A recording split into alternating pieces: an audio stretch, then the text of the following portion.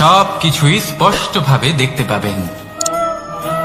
যেদিন থেকে আপনি নিজের ভুল মেনে নিতে শিখবেন, সেদিন থেকে সেই ভুল শোধরানোর প্রক্রিয়াও শুরু হয়ে যাবে। আপনি বুঝে যাবেন নিজের ভুল কিভাবে শোধরাতে হয়। তাই মনে রাখবেন, নিজেকে শ্রেষ্ঠ করে তোলার জন্য নিজের ভুল স্বীকার করা অত্যন্ত প্রয়োজনীয়। এই জীবনে শান্তি আনার জন্য ঈশ্বরকে মেনে নেওয়া অত্যন্ত প্রয়োজনীয়। সবসময় নিজের গুণ এবং নিজের দোষ মনে রাখবেন। আজীবন সুখী থাকবেন। রাধা রাধা। আমরা সবসময় চাই যে এই সংসার আমাদের জ্ঞানী বলবে, বুদ্ধিমান বলবে, বুঝদার বলবে, কিন্তু মূর্খ যেন কেউ না বলে। মূর্খ শব্দটা আমরা কেউ শুনতে চাই না, দূরে পালাতে থাকি। কিন্তু একটা সত্যি সবার কাছে অজানা, যে মূর্খ হওয়া হলো বুদ্ধিমান হওয়ার দিকে সর্বপ্রথম পদক্ষেপ। আপনি যত খুশি দিগ্গজ জ্ঞানী মানুষদের সাথে আলাপ করুন, যত ইচ্ছে কথা বলুন, যতই জ্ঞানের কথা আলোচনা করুন, অভিজ্ঞতা মূর্খ হবার পরেই পাওয়া যায়, তাই নয় কি? মূর্খ হবার পরে আপনি এটা বুঝতে পারবেন যে কি করা উচিত নয়। জ্ঞানী ব্যক্তি আপনাকে এটা বলবেন যে কি করা উচিত। আর এই সংসারে কি করা উচিত তার থেকেও অনেক বড় জ্ঞান হলো কি করা উচিত নয়। সেই জন্য সব সময় মনে রাখবেন, আপনার করা কিছু ভুল, আপনাকে যদি কেউ মূর্খ বানিয়ে থাকে, ছল চাতুরি করে থাকে, তাহলে কোনো ব্যাপার নয়। এটা শেষ পর্যন্ত আপনাকে আরো বুদ্ধিমান করে তুলবে। এই মুহূর্তে ধন্যাত্মক থাকুন। এই সংসার আপনাকে অবশ্যই জ্ঞানী বলবে। রাধা রাধা। আপনি কি কখনো একজন মালিকে একটা বাগানের যত্ন নিতে দেখেছেন? যদি কখনো একটা গাছে উই ধরে যায়, মালি তখন শুধু সেই গাছের নয়, সমস্ত বাগানের চিকিৎসা করায়। আপনারা হয়তো বলবেন, এ কেমন মূর্খতা? যখন উই একটা গাছে লেগেছে, সমস্ত বাগানের চিকিৎসা কেন করাতে হবে? এ তো অযথা পরিশ্রম করা। কিন্তু মালি খুব ভালো করে জানে যে উই হয়তো একটা গাছে লেগেছে, কিন্তু তা সমস্ত বাগানকে নাশ করে দিতে পারে। এবার মালির এই শিক্ষা, এই জ্ঞান অন্য অনেক জায়গাতে প্রযোজ্য। এই সংসারে আমরা শুধুমাত্র নিজের পরিবারের কথাই চিন্তা করি, তাদের যত্ন নিই, চেষ্টা করি যেন তারা ভালো থাকেন, সুখে থাকেন। আর সেই সময় এই সমাজের কিছু বিরোধী মনোভাব এই সমাজকে গ্রাস করে ফেলে, এই সমাজকে নষ্ট করে ফেলে। কিন্তু আমাদের নজর শুধু আমাদের পরিবারে থাকে। সেই জন্য যখন কথা ওঠে রাষ্ট্রের, দেশের, তখন তার জন্য সিদ্ধান্ত নিতে হবে, তখন তার জন্য ত্যাগ করতে হবে। আর মনে রাখবেন, যে সমস্যায় আসুক তার সমাধান পূর্ণরূপে বাঞ্ছনীয়। এই সংসারে প্রত্যেক ব্যক্তি যদি নিজের পরিবারেরও খেয়াল রাখেন এবং সমাজেরও খেয়াল রাখেন এবং সঠিকভাবে এই দেশেরও খেয়াল রাখেন, তবেই এই দেশ সম্পন্ন হতে পারবে। তাহলে আপনিও সেই প্রয়াস করুন আর আমার সাথে ভালোবেসে বলুন, রাধা রাধা। কথায় বলা হয়, জীবনে ভালোবাসাই হলো সুখের মূল। এটা সত্য। এবার প্রশ্ন হলো এটাই যে এই ভালোবাসা কার সাথে করা উচিত। যদি আপনি কিছুক্ষণের জন্য সুখ পেতে চান, তাহলে ভালোবাসুন নিজের রুচি মতো। যদি আপনি কিছুদিনের জন্য সুখ পেতে চান, ভালোবাসুন নিজের বন্ধুদের। যদি আপনি কয়েক মাসের জন্য, কয়েক বছর বা অনেক বছরের জন্য সুখী হতে চান, তাহলে ভালোবাসুন নিজের পরিবারকে, মাতা পিতা, নিজের সন্তান, স্বামী স্ত্রী, নিজের আত্মীয়দের। কিন্তু যদি আপনি চিরকালের জন্য সুখী হতে চান, তাহলে ভালোবাসতে হবে শুধু নিজের কর্মগুলিকে। কারণ সম্পর্ক যেমনই হোক না কেন, কখনো না কখনো ভেঙে যাবেই। এই সংসার হলো এমনই যে যাদের সঙ্গ আমরা পাই, তাদের সঙ্গ একদিন ত্যাগ করতে হয়। শুধু কর্মই হলো এমন এক সঙ্গ যা কখনো আপনাকে ত্যাগ করবে না। আপনার মৃত্যুর পরেও এই কর্ম আপনাকে বাঁচিয়ে রাখবে। তাই সবসময় মনে রাখবেন, এই কর্ম ধর্ম মনে করে পালন করা উচিত। জীবনের শেষ মুহূর্ত পর্যন্ত কর্মকে ভালোবাসুন, জীবনের শেষ মুহূর্ত পর্যন্ত সুখে থাকবেন। আর আমি তো সবসময় বলি, শুধু কর্ম করতে থাকো, ফলের চিন্তা করো না। তাহলে আসুন আর আমার সাথে ভালোবেসে বলুন, রাধা রাধা। দ্বিধাবোধ। অনেক সময় আমরা জীবনে সেই বাঁকে এসে পৌঁছই যেখানে আমরা বুঝতেই পারি না যে এবার কোন দিক নির্বাচন করা উচিত। কখনো এদিকে যাওয়া উচিত মনে হয়, কখনো ওদিকে যাওয়া উচিত মনে হয়, কখনো দুদিকেই যাওয়া প্রয়োজনীয় বলে মনে হয়, কিন্তু তা তো সম্ভব নয়। কখনো কখনো এটা মনে হয় যে এখানেই থেমে যাওয়া ভালো, কোথাও না যাওয়াই শ্রেয়। এবার একেই তো দ্বিধাবোধ বলে। সংসারে এমন কোনো দ্বিধা নেই যার সমাধান সম্ভব নয়। এই দ্বিধাবোধ স্বাভাবিক। আর আপনার এই দ্বিধাকে আমি একটু সরল করে দিই। দ্বিধাগ্রস্ত হয়ে নির্বাচন করলে তখন এটা মাথায় নিয়ে করবেন যে আপনার এই নির্বাচনের ফলে এই সংসারের ওপর, এই সমাজের ওপর কি প্রভাব পড়তে পারে। নিজের লাভ ক্ষতির বিষয়ে ভাবা ছেড়ে দিন আর কর্ম করুন সংসারের মঙ্গলের জন্য, আগামী প্রজন্মের মঙ্গলের জন্য। ভাবুন আপনার এই নির্বাচনের জন্য কিভাবে তাদের জীবনের উদ্ধার সম্ভব। কারণ এই ভাবনাই হলো উচিত ভাবনা। কারণ অনেক সময় ওষুধ একটু কড়া মনে হতেই পারে, কিন্তু এই ওষুধই তো রোগ মুক্তি ঘটায়। সেইভাবে আপনাকেও এই দ্বিধার মুহূর্তে কঠিন নির্বাচন করতে হতে পারে। এই কঠিন নির্বাচন জীবনে কঠিন পরিস্থিতিও আনতে পারে, কিন্তু যদি এই নির্বাচন ধর্মসঙ্গত হয়, যদি এর দ্বারা সংসারের মঙ্গল হয়, তাহলে এই নির্বাচনই হলো সঠিক নির্বাচন। আসুন আমার সাথে ভালোবেসে বলুন, রাধা রাধা। মানুষ নানান ধরনের বাসনা পোষণ করেন, তাদের নানান ইচ্ছে থাকে, অভিলাষা থাকে, নানান কামনা করতে থাকেন, স্বপ্ন দেখেন, প্রার্থনা করেন যেন তা সফল হয়, নিজের সম্পন্নতা কামনা করেন, আর শেষে নিরাশ হয়ে যান কারণ এসব কিছুই পান না। আপনাকে একটা ছোট্ট উদাহরণ দিই। জঙ্গলের রাজা কাকে বলা হয়? সিংহকে। এবার যেহেতু সিংহ বনের রাজা, তাই হরিণ তো তার কাছে এসে এটা বলতে পারে না যে আপনি হলেন বনের রাজা, তাই আপনি আমাকে মেরে ফেলুন, আমাকে খেয়ে ফেলুন আর নিজের ক্ষুধা নিবারণ করুন। এমন তো হয় না। সিংহ যতই বনের রাজা হোক, তাকেও পরিশ্রম অবশ্যই করতে হয়, তবেই তার ক্ষুধা নিবারণ হয়। সেইভাবেই আপনার সমস্ত স্বপ্ন, আপনার সমস্ত ইচ্ছে, আপনার সমস্ত অভিলাষা, সমস্ত আকাঙ্ক্ষা পূরণ হবেই, অবশ্যই হবে, পরিশ্রমের দ্বারা। শুধু ভাবলেই হবে না। তাহলে আপনিও জীবনে পরিশ্রম করুন, নিজের সমস্ত স্বপ্ন পূরণ করুন, আর আমার সাথে ভালোবেসে বলুন, রাধা রাধা। আপনি কি কখনো কোনো উঁচু পর্বতের শিখরে পৌঁছতে পেরেছেন? যদি পৌঁছে থাকেন বা যদি আপনি কোনো উঁচু পর্বতের শিখরে যান, তাহলে ভালো করে দেখবেন, আপনি যত উঁচুতে অগ্রসর হতে থাকবেন, আস্তে আস্তে সমস্ত বনস্পতি বিলুপ্ত হতে থাকে। তারপরে সমস্ত গাছপালা, পশু পাখি সব বিলুপ্ত হতে থাকে। শেষ পর্যন্ত সেই শিখরে থেকে যায় শুধুমাত্র শান্তি, নীরবতা। আমাদের মানুষের সাথেও এটাই হয়। মানুষ যখন আত্মবিকাশের পথে অগ্রসর হতে থাকে এবং নিজের জীবনের শিখরে পৌঁছতে চায়, তখন তার একা থাকা অত্যন্ত প্রয়োজনীয় হয়। আর তাকে তখন ত্যাগ করতে হয় নিজের সুখ স্বাচ্ছন্দ্য, নিজের সম্পত্তি, নিজের সমৃদ্ধি, নিজের সৌন্দর্য। দেখুন, জীবনের শিখরে পৌঁছনো একেবারেই সহজ কাজ নয়।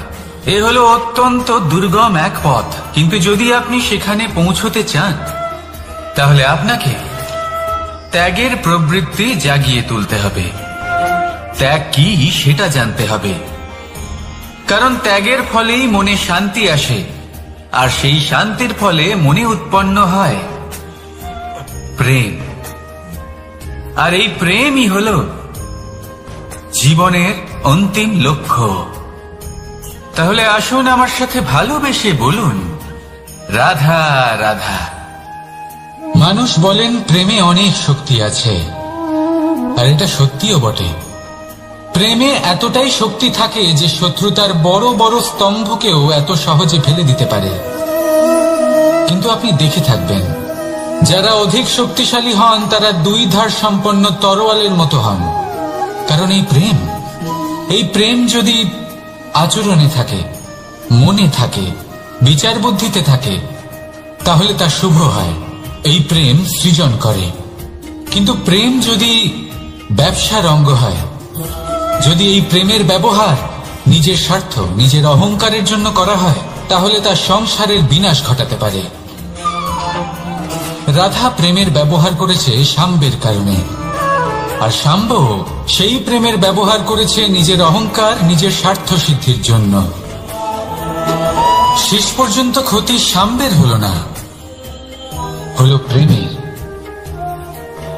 তাই মনের মধ্যে প্রেম ভাব অবশ্যই রাখুন, নিজের আচরণেও প্রেম ভাব বজায় রাখুন, কিন্তু সতর্কও থাকবেন আপনার এই প্রেম, একে নিয়ে কেউ ব্যবসা না করে ফেলে। আসুন আর এই ভালোবাসার সাথেই বলুন রাধা রাধা। ফলটা দেখছেন আপনি? এটা সেই ফল যেটা গাছের সবচেয়ে উঁচু ডালে পাওয়া যায়, কিন্তু যখন এটা খসে পড়ে তখন এটা আকাশের দিকে যায় না যা ওপরে আছে, সে যায় সেই ভূমির দিকে যে নিচ থেকে তার দিকে তাকিয়ে থাকে। কেন? কারণ এই ফলের নিজের উচ্চতার ধারণা মাটির থেকে নিজের দূরত্ব থেকে হয়। এই ব্যাপারটাই আমাদের মানুষের জন্যও খাটে। যদি আপনি সম্পন্ন হন, তাহলে তাদের সাহায্য অবশ্যই করবেন যাদের সামর্থ্য আপনার থেকে কম, যাদের সাহায্যের অত্যন্ত প্রয়োজন। আপনার সামর্থ্য বেশি কারণ তাদের আপনার থেকে সামর্থ্য কম। দেখুন, জীবনে আনন্দ শুধু বড় হওয়ায় নয়, বরং তাদের সাহায্য করেও আছে যারা কোনো কারণবশত আপনার থেকে নিচে রয়ে গেছেন। আর যখন একটা ফল এই কথাটা বুঝতে পারে, তখন আপনি নয় কেন, রাধা রাধা। সময় বড়ই বিচিত্র অনুভব দেয়। যখন অপেক্ষা করছেন তখন অনেক লম্বা হয়ে যায়। প্রতিটা মুহূর্ত একটা গোটা দিনের মতো মনে হয়। ঠিক সেইভাবেই যদি কোথাও যেতে দেরি হয়, তখন সময় দৌড়তে থাকে, প্রসন্নতায় বয়ে যায় আর নিরাশায় থমকে যায়। আপনদের সাথে থাকলে সময়ের খেয়ালই থাকে না, শত্রুদের সাথে থাকলে সেই সময়ই খারাপ হয়ে যায়। কিন্তু এটাই কি সত্যি বাস্তব? না, সময় তো সময়ই হয়, নিজের গতিতেই চলে সে। শুধু সেই গতির আভাস আমাদের মানসিক অবস্থা অনুযায়ী বদলে যেতে থাকে। তাই এই সমস্যা সময়ের নয়, আমাদের মানসিকতা। তাই নিজেকে খুশি রাখুন, অন্যদেরও খুশি রাখুন। আগের সমস্ত ঘটনা ভুলে যান আর একটা উজ্জ্বল ভবিষ্যতের দিকে অগ্রসর হন। সময় সবসময় ভালোই লাগবে। প্রেম করুন সবার সাথে, সময় সবসময় সুখেই কাটবে। রাধা রাধা। অগ্নি জীবনে খুব মহত্বপূর্ণ হয়। এই অগ্নি উজ্জ্বলতা হয়ে আমাদের জীবিত রাখে। কিন্তু ভাবুন, যদি এই উজ্জ্বলতা ক্রোধের অগ্নি হয়ে দিকভ্রষ্ট হয়, তাহলে কি হবে? একটা ছোট পাতা দিয়ে শুরু করে গোটা বনকে ছারখার করে দিতে পারে। ঠিক সেরকমই মানুষের ক্রোধের আগুনও অন্যদের তো ভস্ম করেই, কিন্তু তার পূর্বে স্বয়ং নিজেকেই ভস্ম করে দেয়। তাহলে কি করা যায়? কি করে নিয়ন্ত্রণ করা যায় তাকে? উত্তর হলো, তাতে জল ঢেলে দিয়ে জলের মতো বইতে দিন নাকি। ঠিক সেইভাবে যেমন সূর্য নিজের অগ্নিকে তেজ বানিয়ে আপনার কাছে পৌঁছে দেয়। এটাই পার্থক্য, সূর্যের অগ্নি আর ক্রোধের অগ্নির মধ্যে। সূর্যের অগ্নি বিচ্ছুরিত হয়ে প্রতিফলিত হয়ে আসে, আর সেই জন্যই তাকে তেজ বলা হয়। অন্যদিকে আমাদের ক্রোধের আগুনের কোনো সীমাই থাকে না। তাহলে নিজের অন্তরের শক্তিকে ক্রোধের আগুন বানিয়ে জ্বালাতে চান, নাকি উজ্জ্বলতা বানিয়ে বিস্তারিত করতে চান? সিদ্ধান্ত আপনার। রাধা রাধা। এই সংসার অনেকটাই বড়, আর আমরা তার কাছে অত্যন্ত নগণ্য। এই সংসারে এমন অনেক মানুষ পাওয়া যায় যারা বোঝান যে এই সংসারটা কতটা বড়, কতটা অদ্ভুত, কতটা সুন্দর। আর এই সংসার রচনা করে পরমেশ্বর কত মহান এক কাজ করেছেন। কিন্তু আপনি এই জীবনে মাত্র কয়েকজন মানুষকেই পাবেন যারা আপনাকে এটা বলবেন যে এই সংসারে আপনি কতটা গুরুত্বপূর্ণ, আপনি কতটা অদ্ভুত। যদি আপনি তাদের সাথে থাকেন তাহলে তারা নতুন কিছু সৃষ্টি করতে পারেন, এই সংসারকে আরো কতটা পবিত্র করতে পারেন। তাই এই সংসারকে গুরুত্ব না দিয়ে সেই মুষ্টিমেয় কিছু মানুষকে গুরুত্ব দিন, কারণ তারাই হলো আপনার আপনজন, আর তারাই আপনাকে সঠিক পথে চালিত করবে। মানুষকে তো বর্ষার স্রোতও বয়ে নিয়ে যেতে পারে, তাকে সাগরও ডুবিয়ে দিতে পারে, কিন্তু গঙ্গা জল সবচেয়ে বেশি শুদ্ধ, কারণ তার কয়েক ফোঁটা মানুষকে মুক্ত করে দেয়। রাধা রাধা। এ হলো একটা পাতলা সুতো। ভাবছি যদি এটা দিয়ে আমি পোশাক বানাই তাহলে নিজের জন্য কত সুন্দর একটা পোশাক বানাতে পারবো। কিন্তু যদি এটা আমি, চিন্তা করবেন,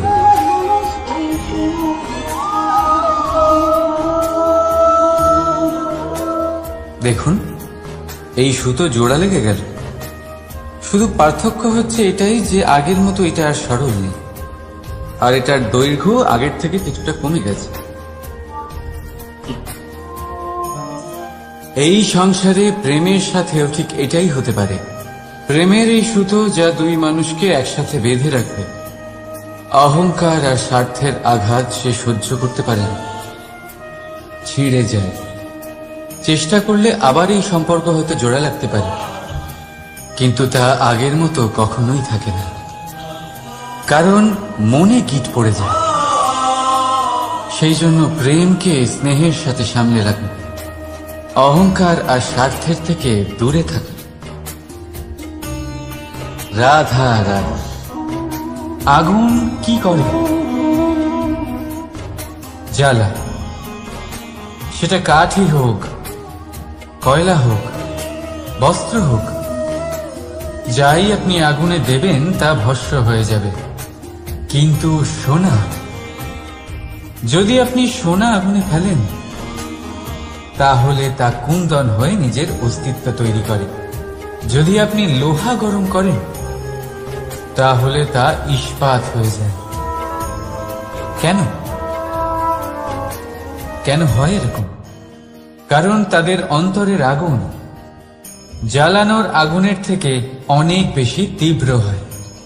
এই আগুন হলো পবিত্রতার, এই আগুন হলো নিশ্চয়তার। যদি আপনার লক্ষ্য স্থির থাকে, আপনার ইচ্ছে দৃঢ় হয়, তাহলে কুন্দন হয়ে বেরোবেন, ইস্পাত হয়ে বাঁচবেন, অন্তর থেকে শক্তি পাবেন, আর কেউ আপনার সাথে কোনো অনিষ্ট করতে পারবে না। রাধা রাধা। মানুষের জীবন কি?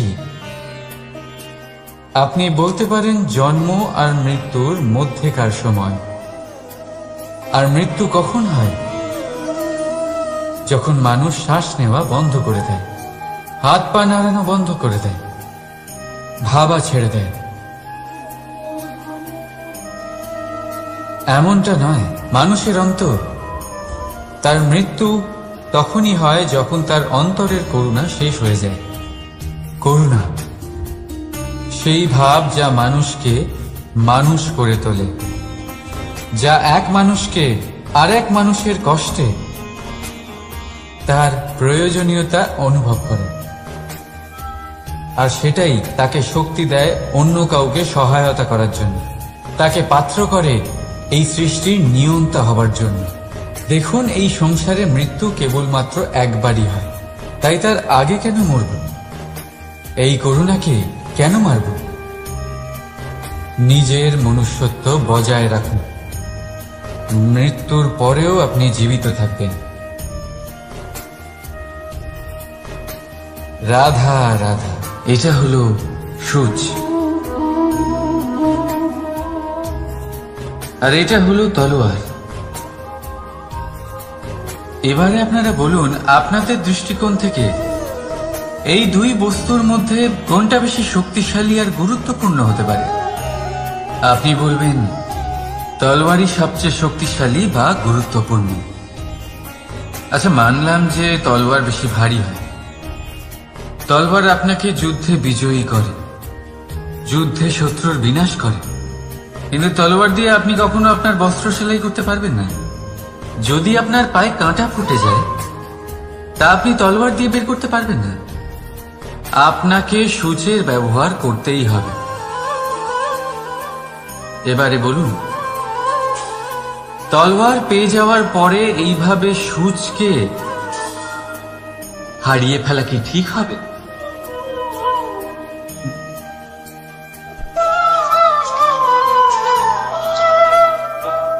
ঠিক সেইভাবেই জীবনে সম্পন্ন বন্ধু পাওয়ার পরেও আপনার সেই বন্ধুদের হারাবেন না যারা কম সম্পন্ন, দরিদ্র। কারণ তারা আপনার সাথে তখন ছিলেন যখন আপনি কিছুই ছিলেন না, আর জীবনে দরকার পড়লে তারাই আপনার কাজে আসবে, সম্পন্ন বন্ধু নয়।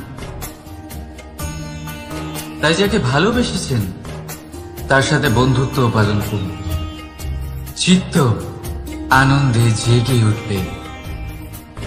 রাধা রাধা। পঞ্চমহাভূত জীবন রচনায় এর অবদান অনস্বীকার্য। এই পঞ্চমহাভূত আসলে কি? জল, বায়ু, অগ্নি, মাটি আর আকাশ।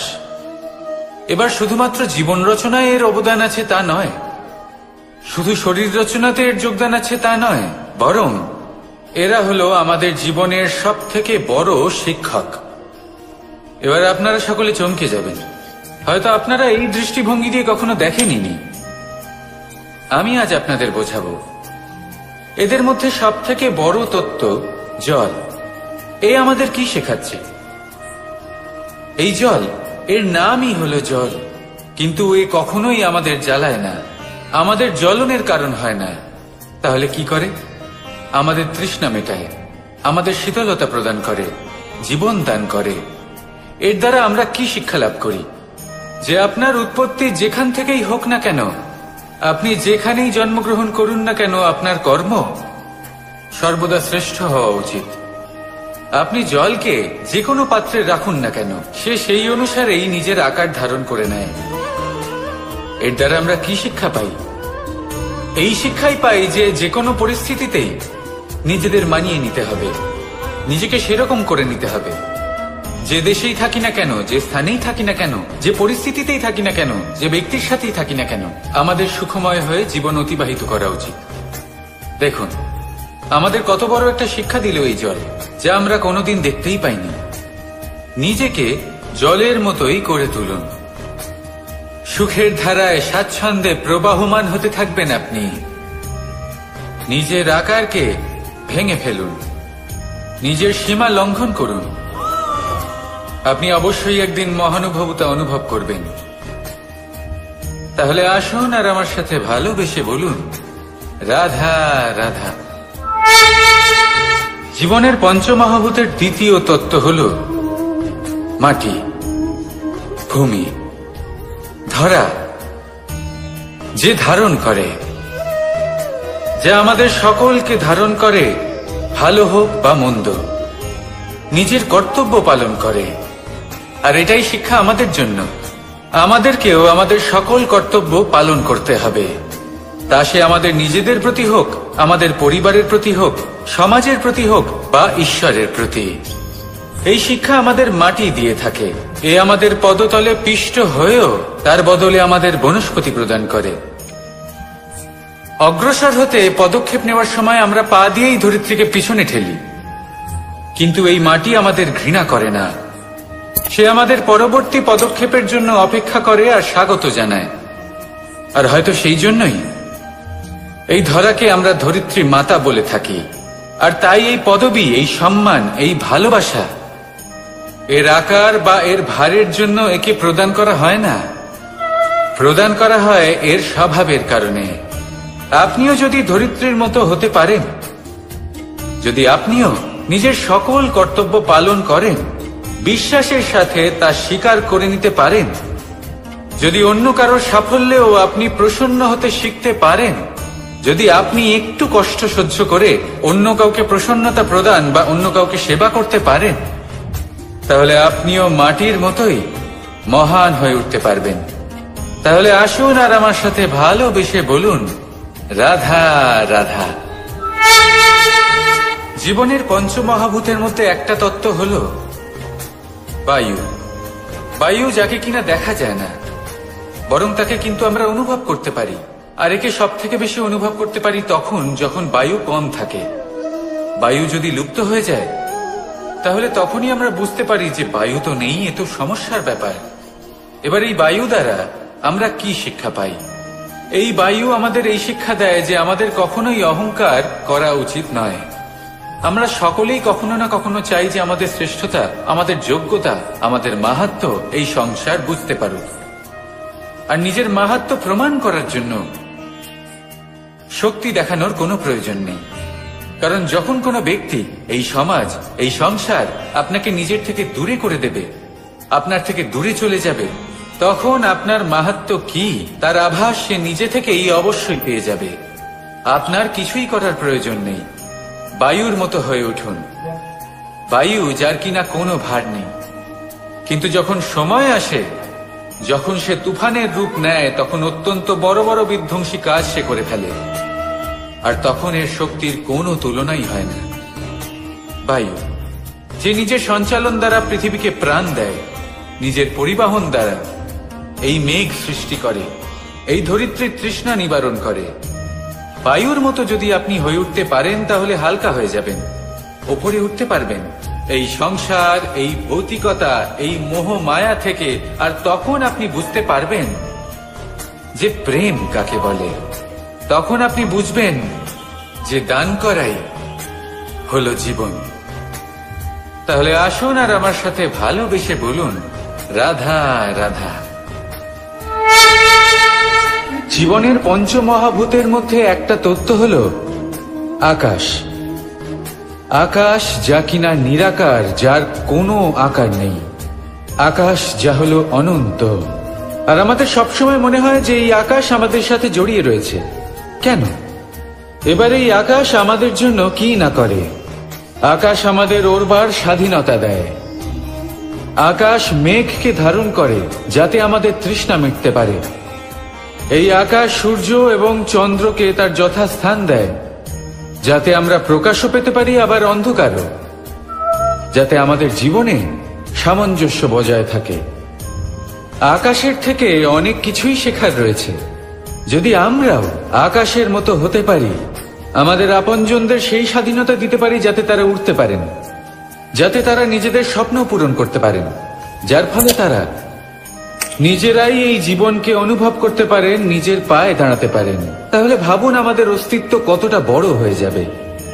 যদি আপনি আকাশের মতো হতে পারেন, তাহলে আপনিও আকাশের মতোই অনন্ত হয়ে উঠবেন।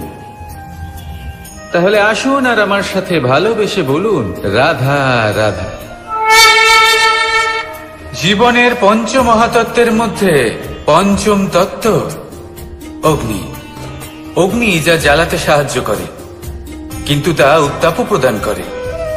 নিশ্চিত রূপে অগ্নি আমাদের জ্বালিয়ে দিতে পারে, কিন্তু আপনি কি কখনো এটা ভেবে দেখেছেন যে আগুন, তাকে নিজেকে কতটা জ্বলতে হয়, তাকে নিজেকে কতটা তাপ সহ্য করতে হয়। ও নিজে জ্বলে আমাদের উত্তাপ প্রদান করার জন্য, ও নিজে জ্বলে আমাদের ঊর্জা দেবার জন্য, আমাদের আলো দেবার জন্য, অন্ধকারে পথ দেখানোর জন্য। শত্রুর সাথে মোকাবিলা করার জন্য আমাদের সাহায্য করে নিজে জ্বলে। যখন আমরা কোনো দেবতার জন্য যজ্ঞ করি, তখন দেবতার ভোজন গ্রহণ করার নিমিত্ত হয় এই অগ্নি। কত কিছু ওকে সহ্য করতে হয় আমাদের এত কিছু দেবার জন্য। আপনিও আগুনের মতো হয়ে উঠুন, নিজে কষ্ট সহ্য করুন অন্যকে সাহায্য করার জন্য, তাদের জীবন উদ্ধার করার জন্য, নিজের প্রিয়জনের জন্য, নিজের পরিবারের জন্য, নিজের মাতা পিতার জন্য, এই সমাজের জন্য। নিজে কষ্ট সহ্য করুন, প্রকাশের কেন্দ্রবিন্দু হয়ে উঠুন, আর সকলকে পথ প্রদর্শন করুন, সবাইকে পথ দেখান। যেদিন আপনি আগুনের মতো হয়ে উঠবেন, সেই দিন ঠিক যেমন অগ্নিকে পুজো করা হয়, আপনিও সেইভাবে পূজনীয় হয়ে উঠবেন।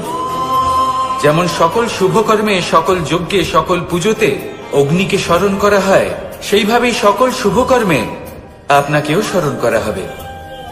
আর যেদিন আপনি এরকম হয়ে উঠবেন, সেই দিন জীবনের বাস্তব মর্ম কি আপনি তা বুঝতে পারবেন। তাহলে আসুন আর আমার সাথে ভালোবেসে বলুন, রাধা রাধা। পঞ্চমহাতত্ত্ব, পঞ্চমহাভূত, এদের বিষয়ে আমি আপনাদের সবকিছুই বলে দিয়েছি। কেন? এরা আমাদের জীবনের সব থেকে বড় শিক্ষক। আর এদের থেকে আমরা কি শিক্ষা পাই?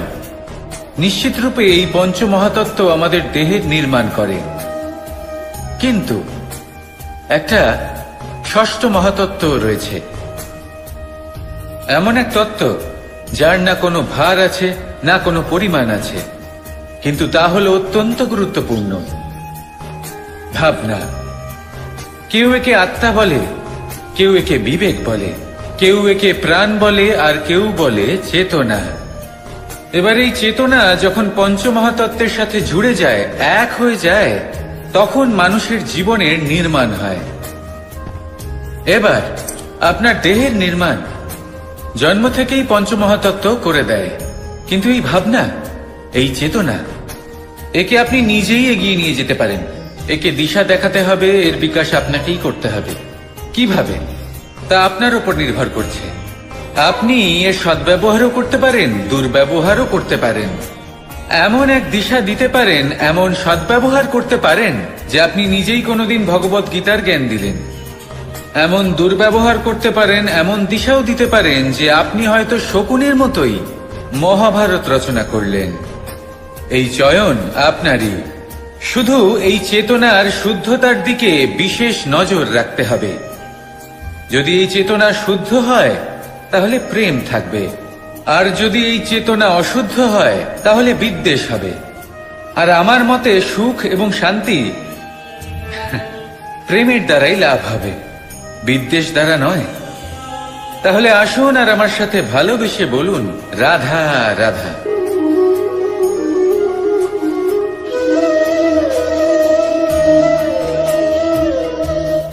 নারী জন্মসূত্রে কারোর কন্যা, ধর্মসূত্রে কারোর পত্নী, আর কর্মসূত্রে কারোর মা। আমাদের মনে এই ছবি আঁকা রয়েছে একজন নারীকে নিয়ে, তাই না?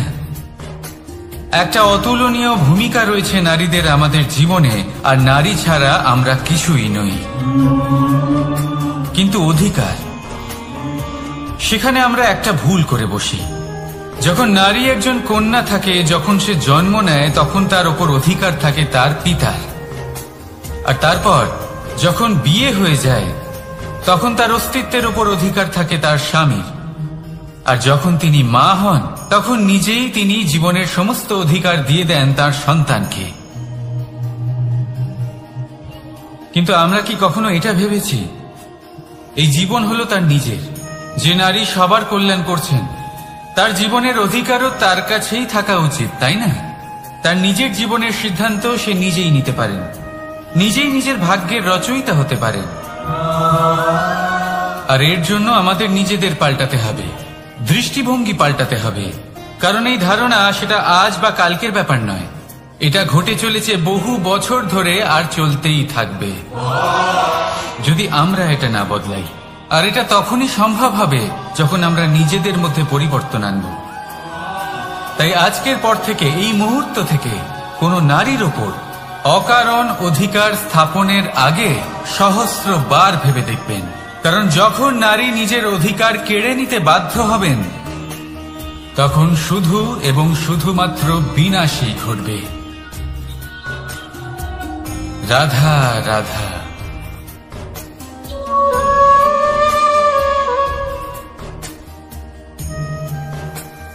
নারী, পুরুষরা যাকে নাম দিয়েছেন ত্রিয়া, কেন দিয়েছেন, কে দিয়েছেন, কেউ তা জানে না। কথায় আছে, পুরুষরা ভাবেন যে ত্রিয়া, ভাবেন একরকম, বলেন অন্য কিছু, আর করেন অন্য কিছুই। কিন্তু সত্যিটা কি এটাই? আসল সত্যি হলো এটাই যে ত্রিয়া হলো সেই চরিত্রহীন পুরুষ আর কেউ নয়। সেই পুরুষ যারা নারীকে বলেন যে আপনি হলেন মা, আপনি হলেন দেবী, আপনি হলেন বোন। আর ভাবেন কি? ভাবেন যে এই নারী হলো আমাদের পায়ের ধুলো আর কিচ্ছু নয়। আর কি করেন? ওনাদের মাথায়, ওনাদের খোপায় মালা পরিয়ে দিয়ে ভাবেন যে ওনারা হলেন তাদের পায়ের ধুলোর সমান। একজন নারীর সম্মান ভঙ্গ করেন, তাদের দাসী মনে করেন। ভুলবেন না, যত্র নারীয়াস্ত পূজ্যন্তে রমন্তে তত্র দেবতা।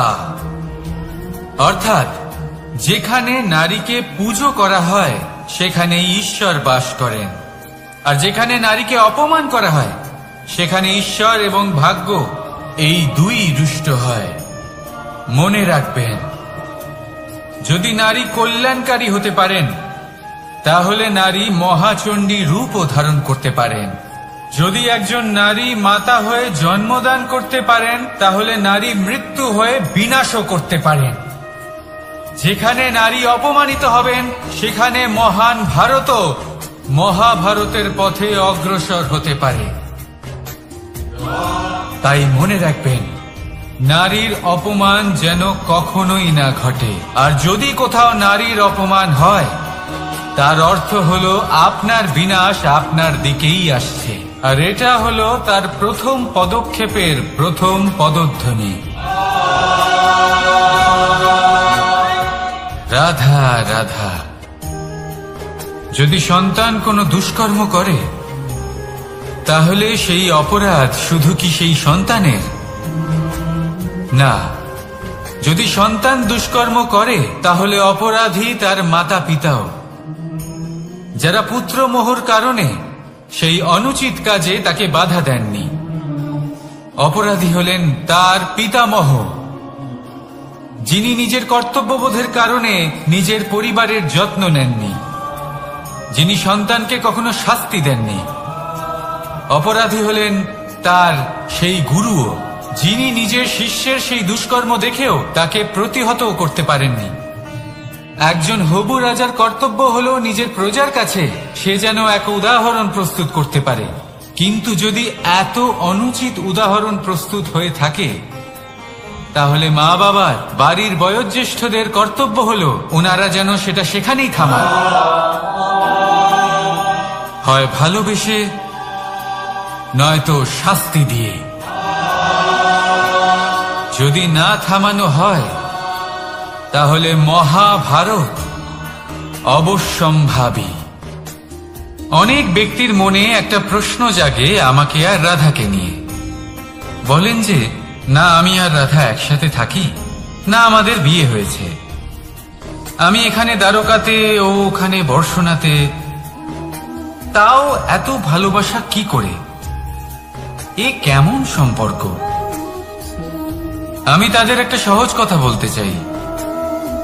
আপনি কখনো আয়নার দিকে দেখেছেন? নিজের দুই চোখের দিকে তাকিয়ে জিজ্ঞাসা করুন, এই দুই চোখ একসাথে কেন বন্ধ হয়, একসাথে কেন খোলে, একসাথে কেন ঘুমোয়, একসাথে কেন কাঁদে? আজীবন কোনো এক মানুষের সাথে সম্পর্ক রাখা অবশ্যই সম্ভব, তাদের সাথে দেখা না করে। আমার আর রাধার ভালোবাসাও কিছুটা এরকমই, আর কিছুটা এরকমই হয় ভালোবাসা দুই নয়নের মতো, যারা কখনোই মিলিত হবে না কিন্তু চিরকালের জন্য একসাথে জুড়ে থাকবে। এই অনুভূতি নিঃস্বার্থ হয়, আর এই নিঃস্বার্থ ভালোবাসা আপনাকে আনন্দের পথে অগ্রসর করে। জীবনে সবসময় নিঃস্বার্থভাবে ভালোবাসুন, শুধুমাত্র আনন্দই পাবেন।